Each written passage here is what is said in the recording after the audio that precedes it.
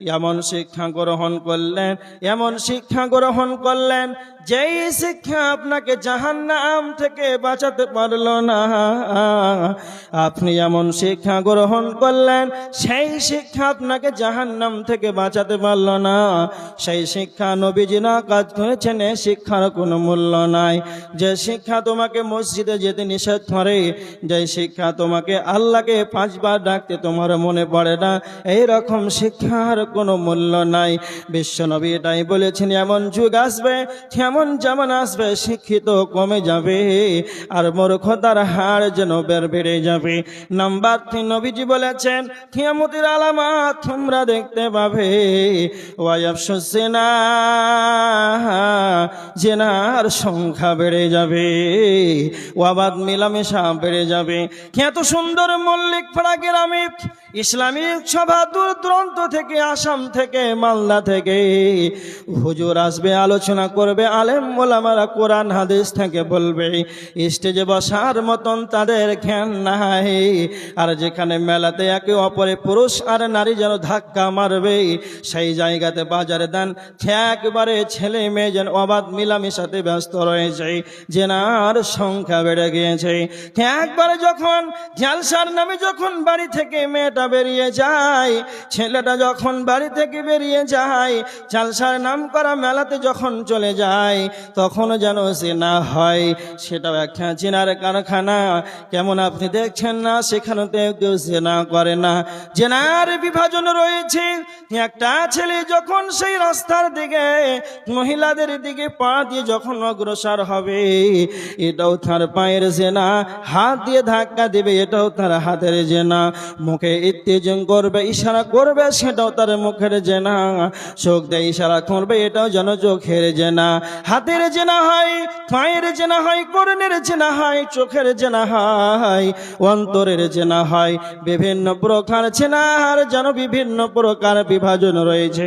এটাই বিশ্বনবী বলেছেন, এমন একটা যুগ আসবে, অবাধ মিলামেশা যেন বেড়ে যাবে।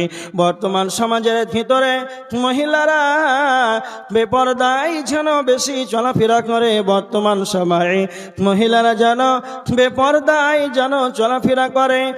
সমাজ এমন পরিস্থিতি হয়েছে, বেপরদা মহিলাদের কারণে পুরুষ না, তারা যেন চোখ নিয়ন্ত্রণ করতে রাখছে না। এই বেপরদা বেভাইয়া মহিলাদের জন্য বর্তমান সময় যেন জেনার সংখ্যা বেড়ে গিয়েছে। আল্লাহর নবী তাই বলেছেন, এমন একটা যুগ আসবে, অবাধ মিলামেশা বেড়ে যাবে।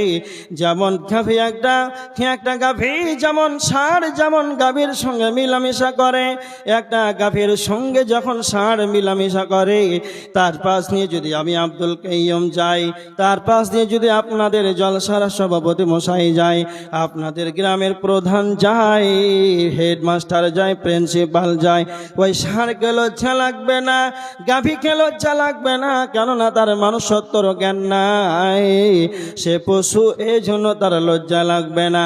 কেমন একটা যুগ আসবে, এমন একটা সময় আসবে, মানুষ সূর্যের আলোতে দিবালোকে ত্রিপাহাড়ে মানুষের সামনে জেনা করবে, কাউকে লজ্জা বলে কিছুই লাগবে না, কাউকে হায়া বলে কিছু লাগবে না।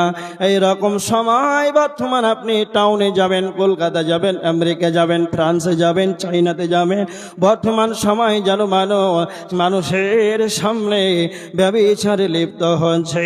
বিশ্বনবী এটাই বলেছেন, কিয়ামতের আলামত জেনা যেন সংখ্যা বেড়ে যাবে। নাম্বার 4 আল্লাহর নবী বলেছেন, ওয়াতুশরিবাল খামর, মদ্যপান বেড়ে যাবে। বেশি মানুষ মদ পান করবে, এমন ব্যবহারে মদ পান করবে। বর্তমান খবরে শোনা যায়, থুমুক স্কুলটা বন্ধ হয়ে গেল, নতুন করে আর হাই মাদ্রাসা হবে না।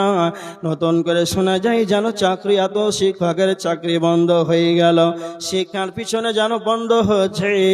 আর বর্তমান সরকার যেন লাইসেন্স দিচ্ছে কিসের না, তো মদের ভাটি বানাও। স্কুল কলেজ বন্ধ করে মদের ভাটিরে যেন লাইসেন্স দেওয়া হয়।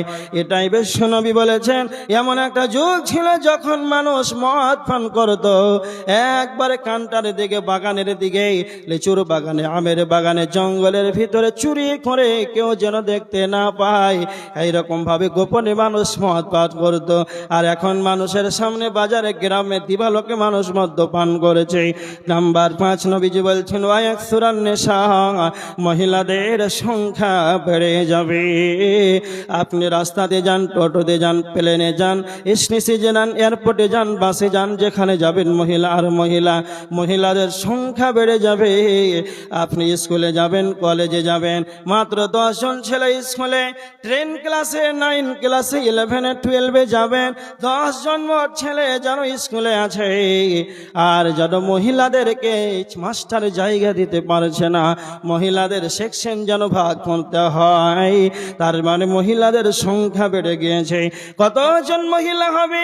ওয়াকিল্লা রিজালু হাত্তা ইয়াকুনা লিখামসিনা ইমরাতান বাইয়িমুন ওয়াহিদুন। 50 জন মহিলা হবে আর 1 জন পুরুষ হবে।